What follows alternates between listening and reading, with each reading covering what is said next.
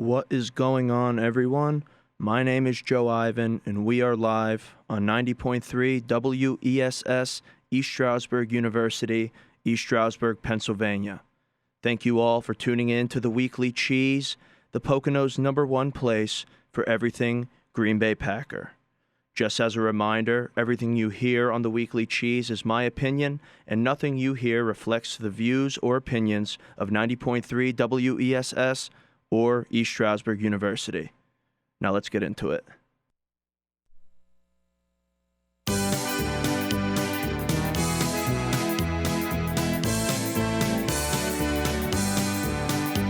You can't beat us Packer fans. Hey, Green Bay, we're flying high again. You can't beat us Packer fans.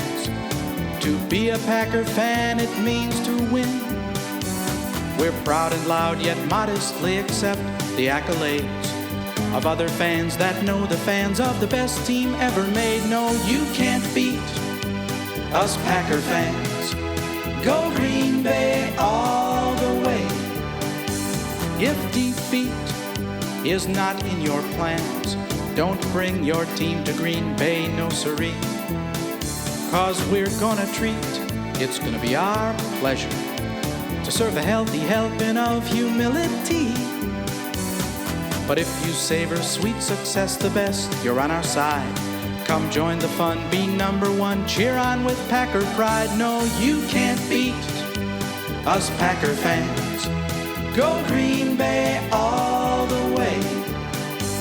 Ba-ba-da, ba-ba-da, ba-ba-da-da-da-ba-da-da. Ba-ba-da, ba-ba-da, ba-ba-da-da-da-ba-da-da. We're proud and loud, yet modestly accept the accolades of other fans that know the fans of the best team ever made. No, you can't beat us Packer fans. Go Green Bay all the way. What's up, everyone? That was You Can't Beat Us Packer Fans by the great Eddie J. Lemberger.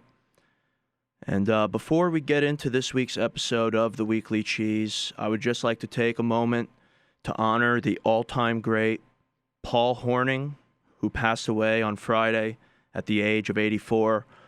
Paul Hornung was the lead halfback for the Packers dynasty of the 1960s.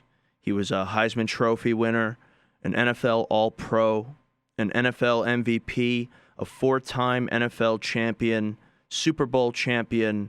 He is a Packer Hall of Famer, and he is a NFL Hall of Famer whose play on the field exemplified what it means to be a Green Bay Packer, and he instilled the winning culture that has elevated the Packers into the franchise that they are today and instilled the greatness into the Green Bay Packers franchise. So rest in peace, Paul Hornung. Your legend lives on. Now, moving on to Sunday's game, the Jacksonville Jaguars, the one-win Jacksonville Jaguars coming into Lambeau Field for an early afternoon matchup. It was cold, it was windy, and it was exactly how the weather was exactly how it was against the Vikings just 2 weeks ago. And very poor, very frustrating performance from the Green Bay Packers. Jacksonville came out with a level of intensity and physicality, especially on the defensive side of the ball. They completely neutralized the Green Bay Packers run game. And for a second there, I was really, really concerned that the Green Bay Packers were about to lose their second consecutive home game. Not only that, they were going to lose their second consecutive home game to a one-win team, which would just be that's probably the most discouraging thing that could happen to a Super Bowl contending team at this point of the season. And honestly, that was one of the strangest games I can remember watching.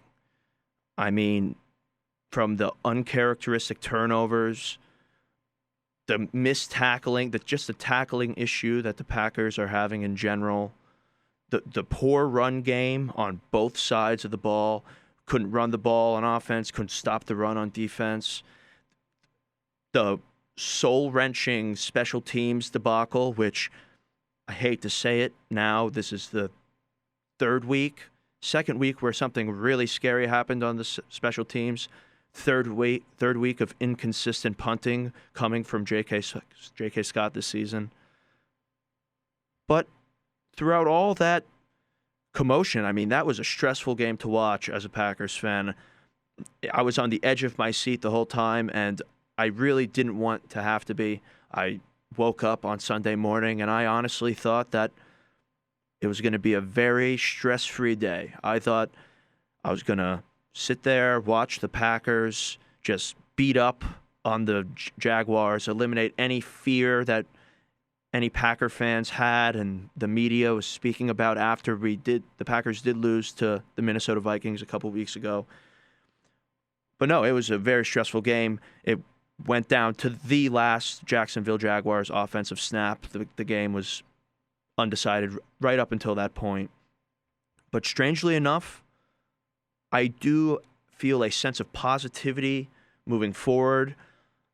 And this game strangely gave me confidence in this Packers squad as the playoffs approach and December football comes by. I mean, we'll get into all of that. First, we must start with the offense, of course. And quite frankly, the Green Bay Packers offense this past week did not look all that great. They went scoreless in the first and third quarter, snapping the streak of scoring on the first drive of the game, 8 straight up until Sunday. And the game started with 3 straight punts, 2 3-and-outs, and I believe on the second drive of the game, the Packers converted 1 first down.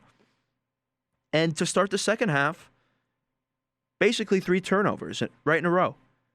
An interception, a fumble, and then the Packers turned it over on downs. That was the first 3 possessions of the second half. And with all that being said, the inability to move the ball in the first and third quarter, basically the entire quarters, Aaron Rodgers did not have a horrible game. 24 for 34, 325, and 2 touchdowns.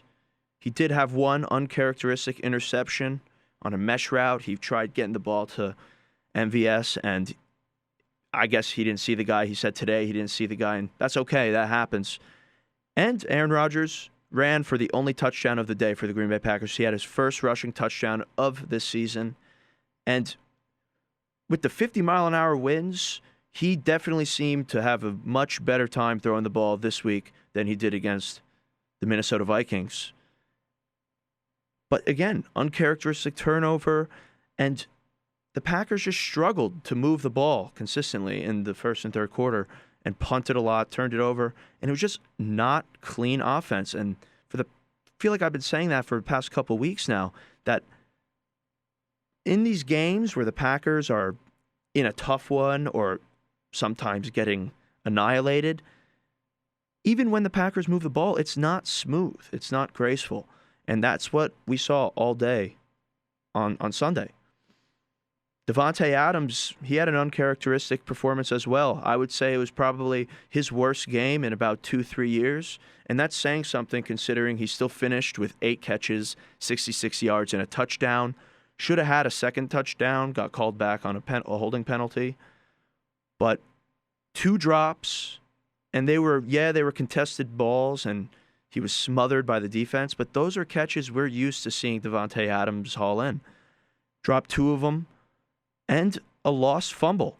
Something I honestly didn't even take the time to look back into it and try to find the last time Davante Adams lost a fumble, because it just doesn't happen. Lost one there. And it would have been a big gain. We were backed up on, I believe, the 7-yard line, and Davante caught this nice in route and ran with it, probably 15, 20 yards, and just got poked out from behind and halted all momentum. 1 play on that drive.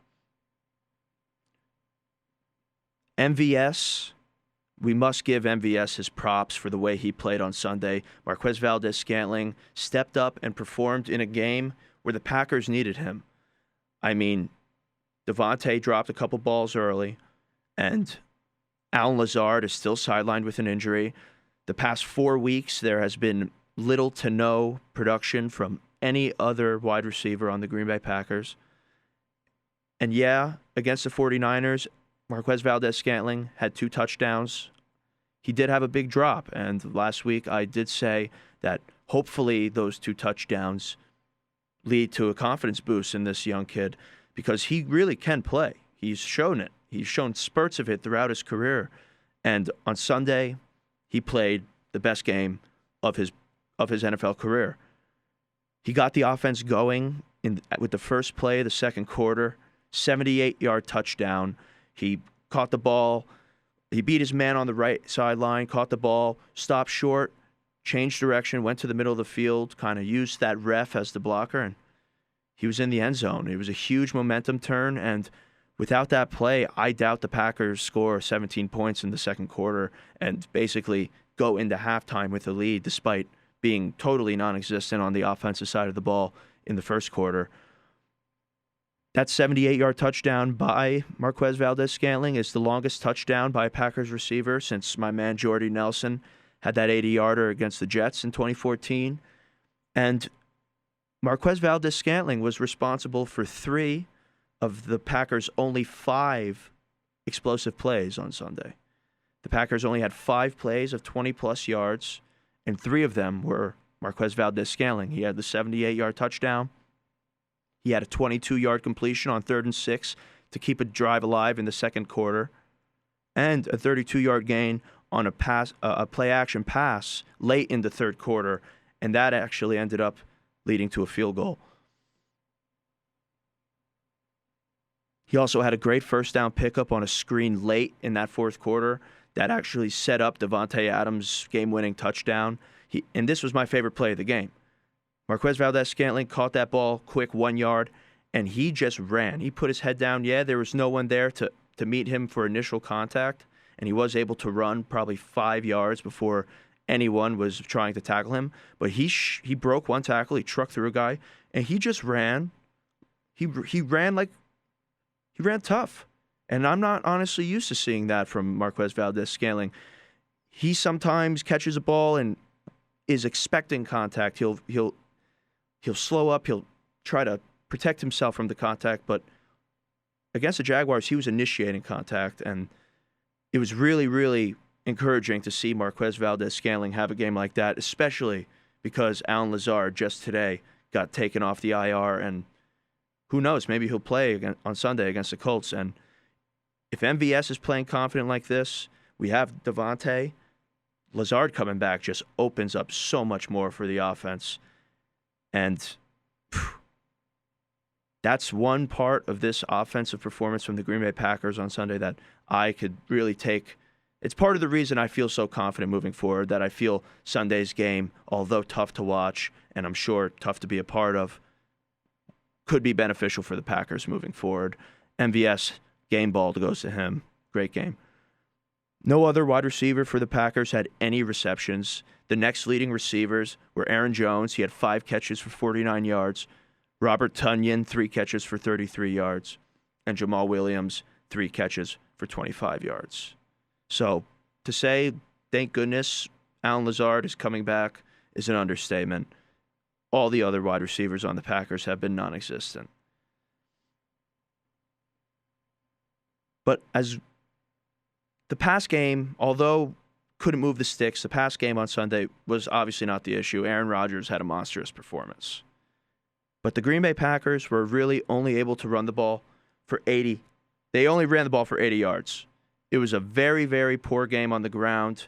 Holes were just not opening up. And I believe there was only one run play that went for 20-plus yards. I believe even 15-plus yards. It was just a very, very blasé game on the ground. Aaron Jones, 13 carries for 46 yards in his first game back without having a limited snap count. He's coming off the injury. Sure, he would have liked to have a better game. We all wanted him to have a little bit of a better game on the ground.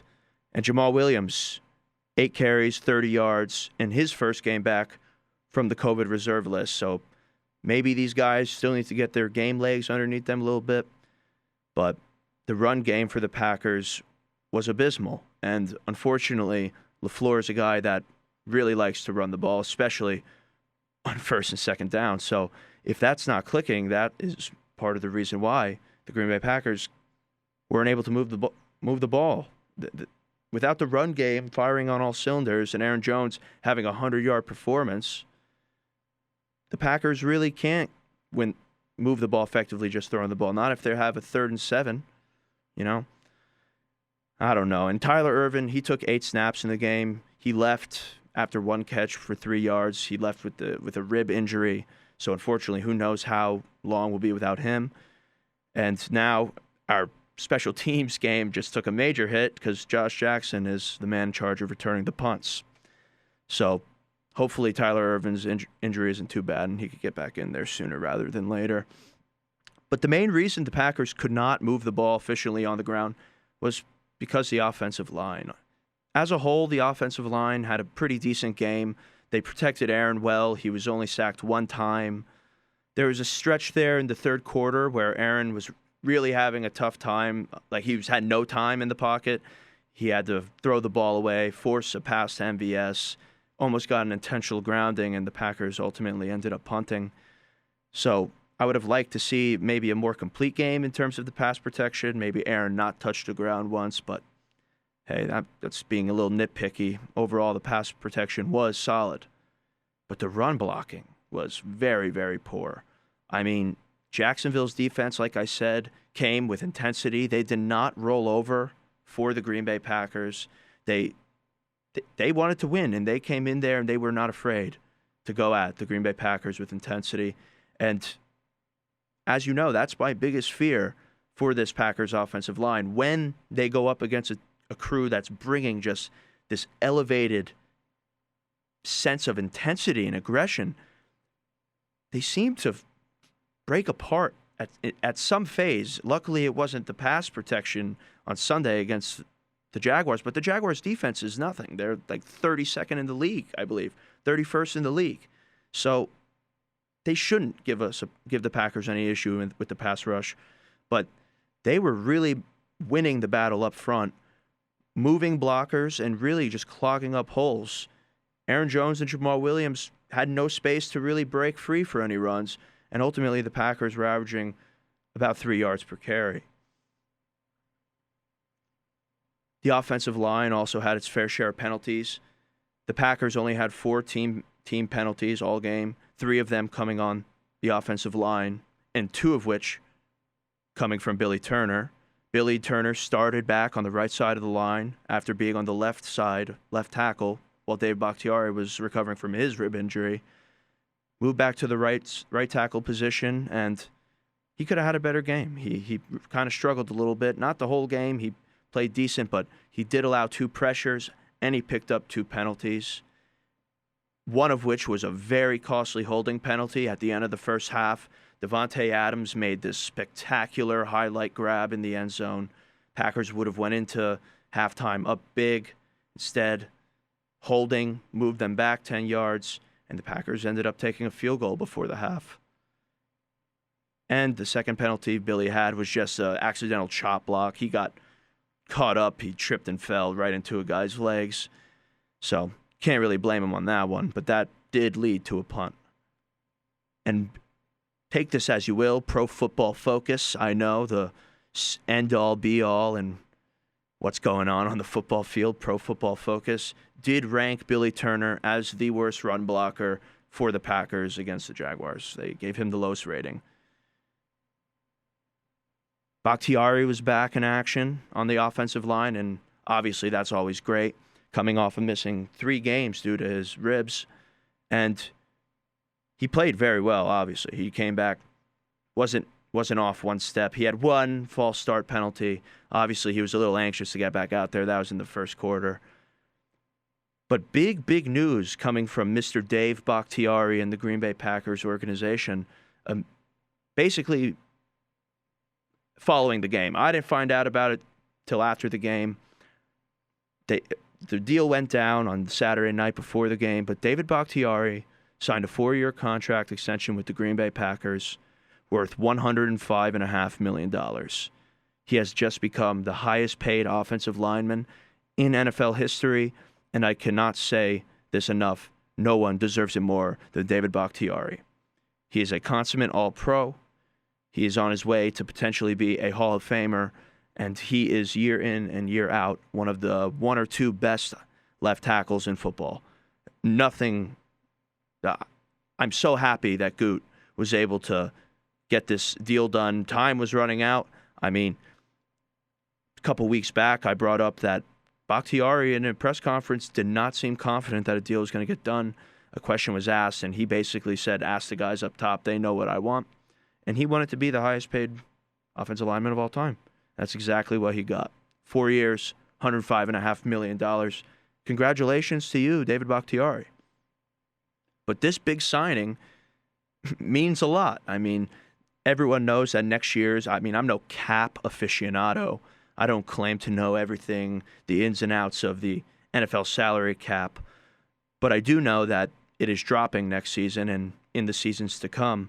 And I also know that the Packers, where it stands right now, are going to be either right at, if not over that cap number, with a bunch of key guys that they need to sign, or I would like to see them sign. I mean, Kevin King's going to be a free agent. Aaron Jones and Jamal Williams are both free agents. And Corey Linsley's going to be a free agent. And unfortunately, as much as us Packer fans love all those guys, it's a little unrealistic to think after David Bakhtiari just signed this behemoth of a contract extension that the Packers are going to be able to keep all of these guys. So it just got me thinking a little bit. That I am led to believe that Corey Linsley will not be re-signing with the Green Bay Packers. I mean, he's going to be looking for a pretty penny. I mean, he's one of the best centers in the league. He's a Pro Bowler, and he's going to be looking for a pretty penny, and that's not one that the Packers are going to be able to give him, unfortunately, I don't think. And if you've been looking at what's been going on the offensive line right now, Lucas Patrick is really coming into his own. He is a good offensive lineman. And my guess is they're priming him to potentially take over the center position, especially with how John Runyon has been coming in here and there and showing real promise at the guard position. I mean, it's either going to be Patrick moving to the center position, maybe Runyon going there, and the Packers even have worked Elton Jenkins at the center this season a couple times. But with that, it's safe to say I don't think Corey Linsley will be back in a Green Bay Packers uniform next year. And who knows, maybe not someone else. I don't want to speculate. I'm a firm believer that the Green Bay Packers need to sign Aaron Jones. I don't think there's a more complete back in football. But interesting things to come. But I must say, props to Goot for treating David Bakhtiari the way he deserves to be treated. And ultimately, to end off this offensive segment, Sunday's game just boiled down. I don't believe Matt LaFleur delivered the most solid game plan. And I believe that is why the Green Bay Packers offense failed to get into any sort of rhythm throughout the entirety of the game. Besides, for a couple drives there in the second quarter, the whole game was very uncomfortable to watch. It was not smooth. The Packers did not move the ball well, and the play calling, in my opinion, was a little suspect. Who am I to be judging Matt LaFleur's play calling? I'm just a guy in a room talking into a microphone right now. But if you look at it, Green Bay ran on first and 10 plays on Sunday. The Green Bay Packers ran the ball 42% of the time. 42% of the time they ran the ball on first and 10, and on all of these runs they average 2 yards per carry. I'm no offensive X's and O's guru, but I do believe a 2-yard average on first and 10 is no bueno. The Packers also ran the ball 5 times on second down and 7 or more yards. On second and 7 or more, the Green Bay Packers ran the ball 5 times. And this is a reoccurring issue. This has been happening basically all season long. This season, the Green Bay Packers are running the ball 43% on 2nd and 7 or more. That is second most in the league. That is the second highest in the league. And they're averaging 3 yards per carry on 2nd and 7, which is the worst in the league. Just think about that. The Green Bay Packers, especially on Sunday, have Aaron Rodgers, who throws for 325 yards with 50-mile-an-hour winds. And I guess maybe that's why the runs on 1st and 2nd down are justified.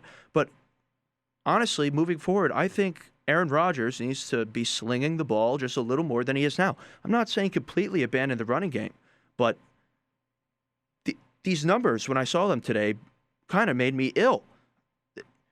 The Packers run the ball 43% of the time on 2nd and 7, and they're only averaging 3 yards per carry.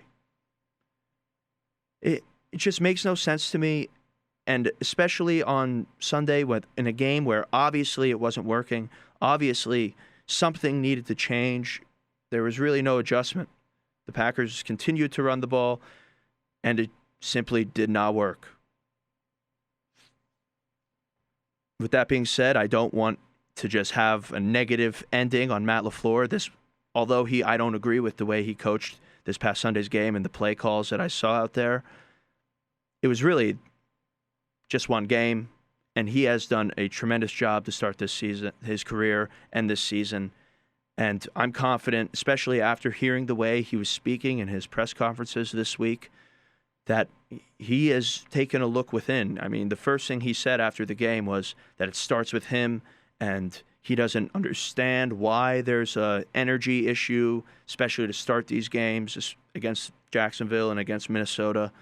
But it starts with him, and it's up to him to get the juice going. And I really respected hearing that. I expected to hear that because that is a sentiment that he continues to preach and has preached since he got here. And I'm confident that he will use this past Sunday as a learning experience, as will the entire offense. And this is just one more roadblock on the road to the Super Bowl. Just because the Packers had a couple bad games against a couple bad teams doesn't mean they're a bad team. They're still a great team. The Green Bay Packers are still 7-2, and I have confidence that Matt LaFleur will get this ship right and get it right in time for Indy this upcoming Sunday. Big game against Indy. Going to take a quick break here. When we come back, we're going to review the defense from this past week. Some really, really horrible defense going on. Themes that have been running through this entire season with regards to the Packers defense. But one man and one thing that occurred on Sunday that gives me nothing but joy and true hope going forward into this December part of the season and into the postseason. Something that I think is really going to act as a spark plug going forward for the Green Bay Packers. Don't go anywhere. This is the Weekly Cheese, 90.3 WESS, East Stroudsburg University, East Stroudsburg, Pennsylvania.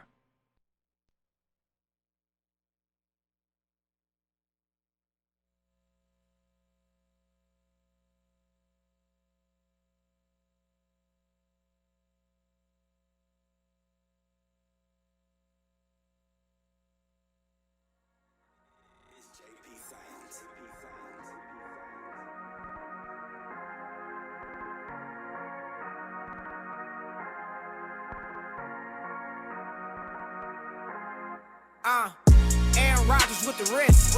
Eddie Lacy with the truck stick. Clint Dix with the picks. Quick to pick the quarterback and get the upset. We got the NFC North sick. We got the NFC North lit. Face of the North in the North face. Winning if they need to score check.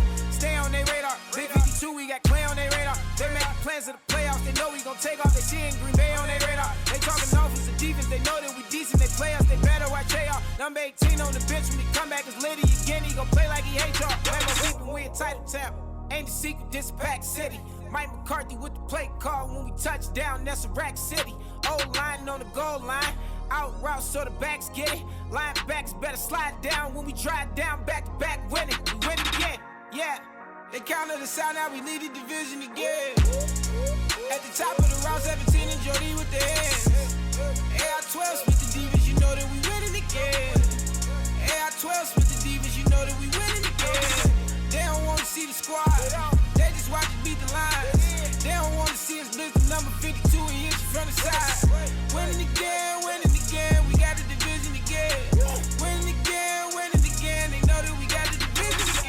Got them NFC North fans mad at Cheeseheads winning. We winning. Mid-season, we was near the bottom, now we leading our division. Yeah. Them boys back up on the mission. Yeah. Just know that we coming for everything. The city lit, Clinton Dix with 2 picks in the best game. High 87 lead the league with no pro post. Frozen tundra where it's so cold. Blitz Rogers, that's a no-no. Run the table, yeah, you know we did it. Postseason, know we coming with it. Better yet, we coming for it. Charged up, no Melvin Gordon. All-time leading scorer. Mason Crosby with the field goals. Bandwagons, we don't feel those. We marching on them, no steel toes. Got division on lock. We on top, no cellmate. I'm somewhere by Lambeau, and I'm with the skulls at the tailgate. Green Bay Packers. The Green Bay Packers are 4-6, but they're at Philadelphia. They play Houston, Seattle. They got to play Minnesota, go to Detroit. This puppy's over. They counted us out, now we lead the division again. At the top of the round, 17 and Jody with the hands. AR-12 split the Divas, you know that we winning again. AR-12 split the Divas, you know that we winning again. They don't want to see the squad, they just watch us beat the lines. They don't want to see us blitz the number 52 and hit you from the side. Winning again, we got the division again. Winning again, they know that we got the division again. What a time to be a Packer fan. 4-6 to a 10-6, had to run the table, now we back again. Aaron gunning like it's Pakistan. From the bottom to elite, Redskins had us beat. After that one on the street, Clay with the pressure, Perry with the heat. He got the heat on the outside. We bring the heat to your team every week. 50 D rockin' golden is green and his team make it outshine. About top, Roger scramble to extend throws. Jordy Nelson in the end zone. I drop a bomb straight to 17. Completing throws they ain't never seen. They never seen it coming, they was sleep. We put that cables on them, that's the D. We tried to wake up on them, that's the 3.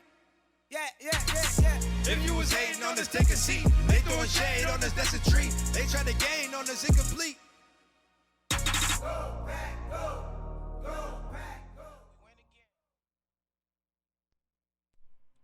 And we are back to the Weekly Cheese here on 90.3 WESS, East Stroudsburg University, East Stroudsburg, Pennsylvania. And that was Run the Table by the Wisco Kids. And let's get into this Green Bay Packers defense. It's ever so frustrating to watch Green Bay Packers defense. The Packers came into this game with a very banged-up secondary. They were out their 2 starting corners and stud corners, Jair Alexander and Kevin King. Kevin King's been out for a handful of weeks now, and Jair Alexander, as we know, left last week's game against the San Francisco 49ers with a concussion. Hopefully, he'll be back against the Colts. But with those 2 guys being out, the burden of all the snaps lied on the shoulders of Josh Jackson, Kadar Holman, and Chandon Sullivan. They were tasked to fill their place, and for the most part, those guys did a decent job at containing DJ Chark and the Jaguars' offense. Obviously, it wasn't going to be too difficult. The Jags had a rookie quarterback, Jake Luton, 6th-round pick in the game for them, with Gardner Minshew being out with the hand injury. Luton ended the game 18 for 35, 169 yards. He did throw a touchdown and 1 interception. The secondary, even though banged up, did what they needed to do. But with that being said, I must say that Chandon Sullivan did not have the greatest of performances. And ever since his role has been elevated with the absence of Kevin King, this has been something that is happening week in and week out, and against the Jacksonville Jaguars on Sunday, it was more apparent than ever. Chandon Sullivan was just getting targeted by Luton. It's kind of an insult if you think about it, if Luton's going to be targeting you, but he did, and Luton had 5 completions when throwing at Chandon Sullivan, and 3 of them were for first downs. Chandon Sullivan also missed a huge tackle in the open field on Keelan Cole, which led to a first down. He gave up a 3rd down conversion to DJ Chark in the slot. And the worst of it all, he had a pass interference, a very bad pass interference. He did end up tipping the ball, but he kind of planted his arm on the guy's back and elevated himself up with literally planting himself off of this guy. late in the fourth quarter, ended up giving the Jacksonville Jaguars another set of downs. And luckily, the defense was able to bounce back, but it was a potential game-changing and game-ruining pass interference call. With that being said, the secondary was anchored down by Adrian Amos and Darnell Savage. Both of them had very solid games. Adrian Amos had the team's only turnover. He picked off Luton late in the second half. That ultimately ended in the field goal due to the hold by Billy Turner, calling back Devontae's touchdown. And Darnell Savage logged 5 tackles, one of them being for a loss. He broke up 2 passes, and one of them was very big. Chark was deep down the left sideline, and he kind of beat Sullivan, and then Darnell Savage had to react, and he was just running, trying to catch up with him. Luton kind of underthrew him a little bit. Savage jumped up in the air, was able to deflect it with his helmet, basically. Beautiful broken up pass, and saved the touchdown.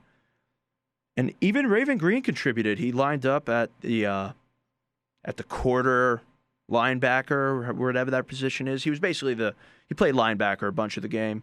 But he contributed big-time pass disruption in the fourth quarter as Jacksonville was driving.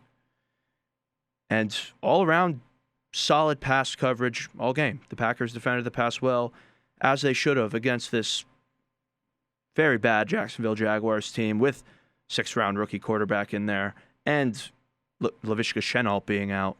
It was just a recipe for not the best game in the air for Jacksonville.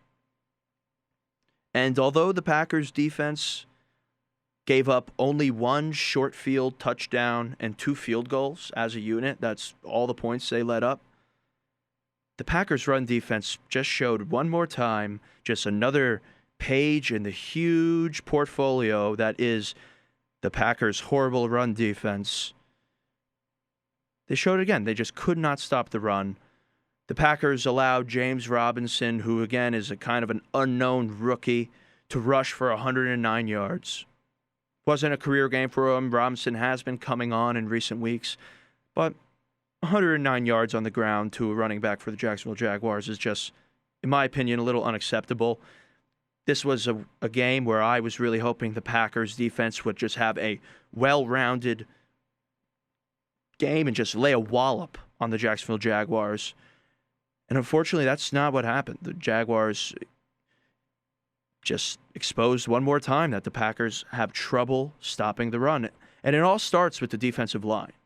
The defensive line did not bring the toughness it needed at the line of scrimmage. The offensive line for the Jaguars were able to just open up massive holes for Robinson. And when there weren't massive holes for him to run through, guys were missing tackles at the initial point of contact, allowing Robinson to have 6-7 yards after the carry. I mean, besides Kenny Clark, who had 5 tackles, Kingsley Keke, Montravius Adams, Dean Lowry, and Tyler Lancaster combined for only 3 tackles. And they allowed Jacksonville to just manhandle them at the line of scrimmage. They gave up 5 yards per carry nearly on the game. And yeah, in the second half, the run defense did improve a tad bit. I mean, Jacksonville was averaging 6.5 yards per carry in the first half, and that number dropped to 3.5 in the second half. It was just very discouraging to see the Packers' defensive line underperform against a team that they should have looked at as an opportunity to get some positive press going for themselves in sports media, as opposed to just reassuring the crippling fear and anxiety that this defensive line gives me. I must say, before I move on from the defensive line, and although Dean Lowry did not contribute 1 tackle all game and was kind of getting manhandled the most out of all the defensive linemen, he did get one of his big paws on a pass, on a quick little slant route that, if caught, probably would have erupted for a huge touchdown. There was no one in sight of the guy that Luton was trying to get the ball to, and if Dean Lowry didn't get his hand on that, it would have been chaos. I do also have to say that Robinson rushed for 109 yards, but he did not score a rushing touchdown. With that being said, 2 of his rushing touchdowns did get called back because of holding penalties on the offensive line. And the Packers really lucked out with that. If he ran into the end zone on 2 separate occasions, and both of them got called back. So a little luck went the Packers' way as well in maintaining the lead and sneaking out of this game with a victory. The run defense was so discouraging. Christian Kirksey was back for the first time in, I believe, 4 or 5 weeks. He played his 3rd game as a Packer, 3rd game in about a year and a half, 2 years, and he did a pretty solid job. I mean, he had a team-high 7 tackles, and he played every single snap on the defensive side of the ball for the Green Bay Packers, and he did not seem to get banged up whatsoever. With that being said, Christian Kirksey did not seem to fix the issues that the Green Bay Packers have in terms of tackling or holes in the middle of the field. Yeah, he is an upgrade from Chris Barnes, who is out with the COVID protocol still, but he did not seem to be the quick fix answer for the issues that the Packers are facing on the defensive side of the ball.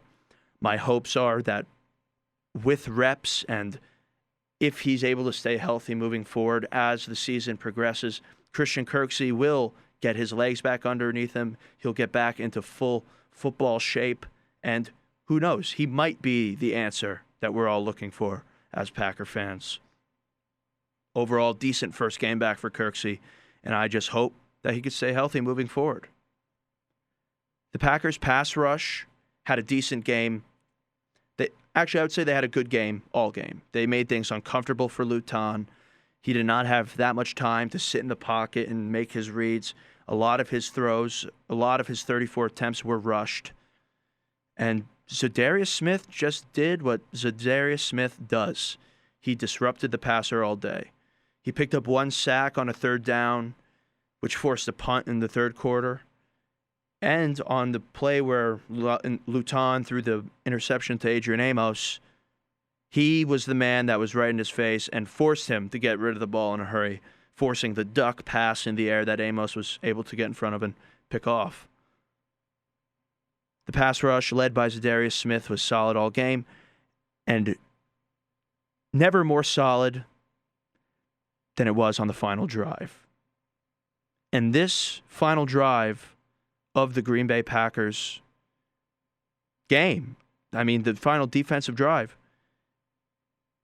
is it is the reason why I can say confidently that Sunday's game against the Jaguars was a positive thing. Because Rashawn Gary finally made the impact that we were all hoping he would have last year. Rashawn Gary finally arrived. The man spread his wings. And it all basically started when the Packers decided to begin rushing 4. For some reason this season, Mike Pettin has been steadfast and very consistent with only rushing 3 men. The Packers rush 3 the majority of the time, and it is one of the main reasons that this Packers defense pass rush hasn't been as impressive as it was last year. Preston Smith isn't creating as much havoc as he did last year. Zadarius Smith is really the only guy that's maintained his level of play that he had last year. And I know personally, and you know that I've been saying it for a long time, Rashawn Gary needed to step up. He was a 12th overall pick. There were so many guys on the board when the Packers drafted Rashawn Gary. And right away, I thought it was a bad pick. Sports media started saying that it was I believe the pick got a C+. And up until this past Sunday, Rashawn Gary just showed the same promise that he showed his whole career at Michigan. I mean, he's been failing to finish plays. He's been consistently getting to the quarterback, kind of forcing some pressure, but never really anything substantial and not making highlight plays and game-changing plays. But on the final drive that the Jacksonville Jaguars went on, something seemed to happen. It wasn't just with Rashawn Gary, it was with the entire team. A sense of spirit, camaraderie, and togetherness just started radiating from the defense, and then that radiated to the bench and ultimately the offense. I mean, Aaron Rodgers was on the field before that drive, before that couple third down and fourth down play, whispering things to the Smith bros, giving them pointers on what he sees. The defense was just juiced, and it was all because Rashawn Gary. The guy was a catalyst. Rashawn Gary had a career-high 7 pressures against the Jacksonville Jaguars, and on that final drive, he recorded 4 quarterback pressures. And it basically solidified the win. He had a huge sack on second down right after the Jacksonville Jaguars converted a first down and advanced the ball to the Packers' 36-yard line after a broken-up screen pass by Kadar Holman, which was a great play by him. Rashawn Gary decided, you could almost see the switch go off in his head. All season and all last season, Rashawn Gary has been attacking the offensive line with these speed moves. He's been using these speed rush moves, trying to win the edge and get around and beat the man to the outside.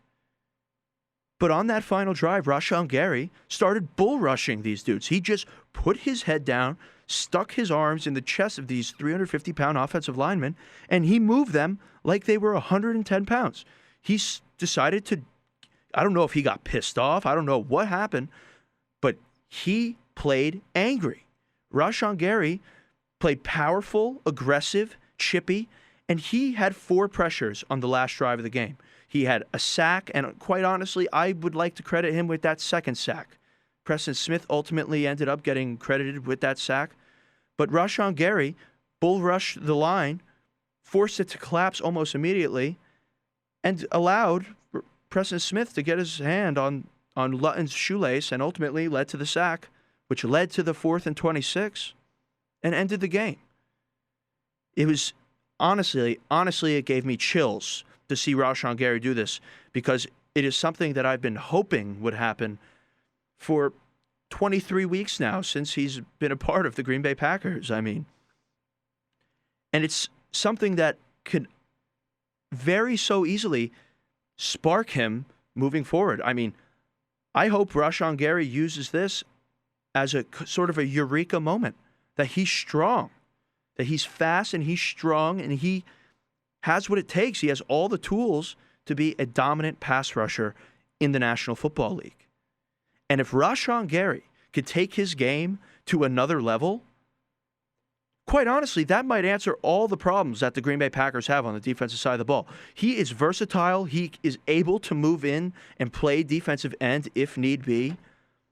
And if he's getting to the quarterback like that, it's going to make life so much easier for Preston Smith, a guy who's been struggling in the pass rush due to the fact that teams know about him now. After last season, teams have him on tape playing at a high level, and they know basically how to block him. They scheme it up, and they basically have been doing a good job at neutralizing him all season long. But if Rashawn Gary can play like he did on that last drive of the game and be a spark plug of energy, motivation, and spirit for that defensive unit, the sky is the limit for the Green Bay Packers. And ultimately, that is why I believe that that final drive of the game says more about this Packers team than all the other crap that went on in that game. As stressful and hard to watch as that game against the Jaguars was, that final drive gave me hope, and it gave me a feeling about this Packers team that I have not had all season long. And it's one that I had last year, even though the games that the Packers were winning were not pretty. The Packers had that sense of unity and togetherness and trust in one another that was missing for quite some time over the past 6 years. And it was kind of missing this early part of this 2020 season. But on that final drive, Rashawn Gary brought it. He changed the game, and hopefully that sparks, that energy that was radiating. It was literally radiating off of that Packers defense. And I'm sure everyone that watched that game could feel it as well. And yeah, hopefully the Packers can learn from it. There's no such thing as failure, only success or the opportunity to learn. And I truly believe that this past game against the Jacksonville Jaguars is a turning point for this Packers team. And things are going to get rolling this upcoming week. Before we get into this upcoming week, I would be remiss if I did not bring up the special teams. I mean, in the second quarter with a 7-3 lead, the Packers allowed the Jaguars to return a punt for 91 yards for a touchdown. This is due because J.K. Scott had this line drive short punt that was just directly to the punt returner, and that mixed with the fact that 5 of the Packers' punt coverage team hit the same exact hole, and the guy basically had the entire left sideline to himself. It was just a horrible, horrible play. It changed the momentum of the game and really, really put the Packers as a whole in a tough spot for the remainder of that game. And J.K. Scott, not to mention, he's inconsistent with his punts. Some weeks he's punting 70-yard bombs, pinning them within the 5, and all is good. But then we have games like this past week and against the Vikings where he's not even punted the ball 40 yards.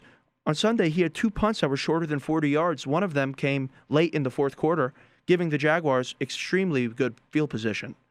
I mean, the special teams needs to clean it up. A couple weeks ago, there was a blocked punt, a bad snap. It's just the special teams needs to clean it up because that is something that can ruin a team come playoff time. One untimely special teams mistake and an entire seasons of work can just be flushed down the drain. So, got to get that taken care of. Now, as we look ahead to Week 11, the Green Bay Packers are going into Indianapolis to take on a very tough Colts team. The Colts have beat every other team in the NFC North this year. They've beaten the Lions, the Bears, and the Vikings all handedly. And it's all due to the fact that the Colts have an extremely strong defense. Sorry, took a little sip of water there. But the Colts defense is the best in the NFL, in my opinion. They have 13 total takeaways this season, 11 of them being interceptions. They are first in the league in opponents' yards per game, total yards per game. They are second in the league in opponents' passing yards per game. And they are third in the league in opponents' running yards per game. They also allow 19 points per game, which places them in the top 5 in the NFL in terms of points allowed. This stellar defense is complemented by an offense that averages 27 points per game and over 100 yards on the ground. And that is quarterbacked by Phillip Rivers, who, if given time in the pocket, can pick apart defenses still in his advanced years in the league. So the Packers have their work cut out for them. It is not going to be an easy week. The Packers cannot come out flat, lacking that intensity and aggression that they've shown in a couple weeks this season, especially this past week against Jacksonville, Minnesota, and Tampa Bay. Cannot be a game like that because this Indianapolis team is hungry and they are coming for us. They are looking as the Packers as a perfect opponent to propel themselves into legitimate Super Bowl contender talks. So the Packers are going to have the most complete game of football they've had all season.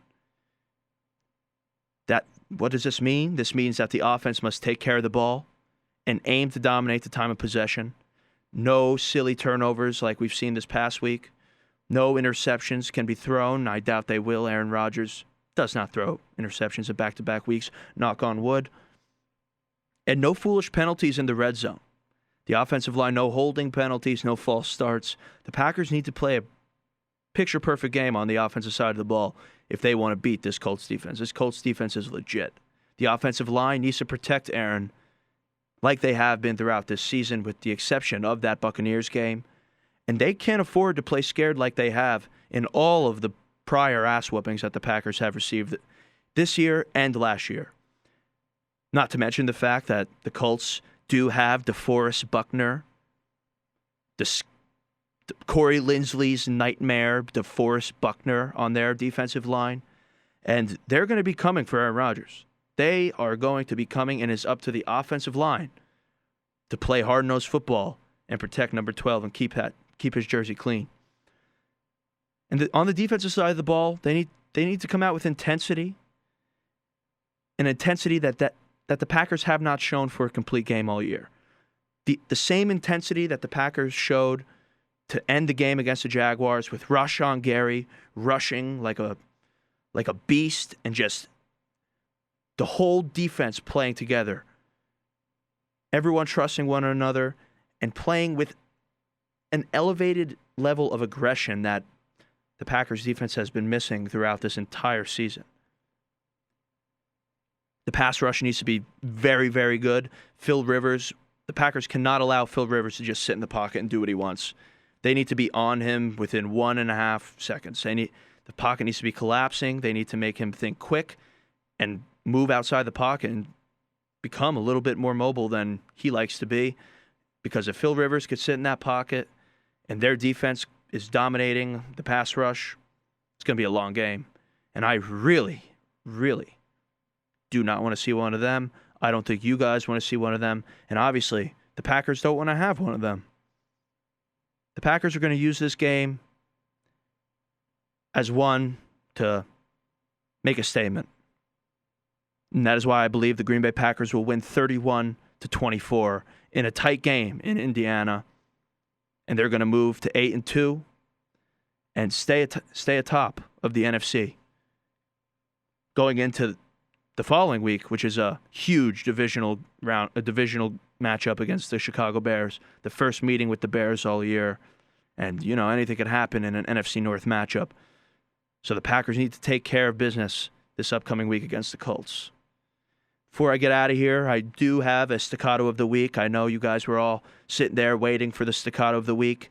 This week, it is Troy Aikman. Obviously, can go to Troy Aikman every week. But this week, he has earned staccato of the week honors because he made an extremely unnecessary comment and critique on the structural engineering of SoFi Stadium in the Rams-Seahawks game this past week. And I just must say, before I head out of here, no one cares what you think about the structural integrity of SoFi Stadium, Troy. That's going to do it for this week, guys and girls, anyone out there listening in Packer Nation. I'm your host, Joe Ivan. Thank you so much. Have a great rest of your night. Talk to you next week after the Packers take care of business. And as always, the cheese stands alone. This has been the Weekly Cheese, 90.3 WESS, East Stroudsburg University, East Stroudsburg, Pennsylvania. Have a good night, everyone.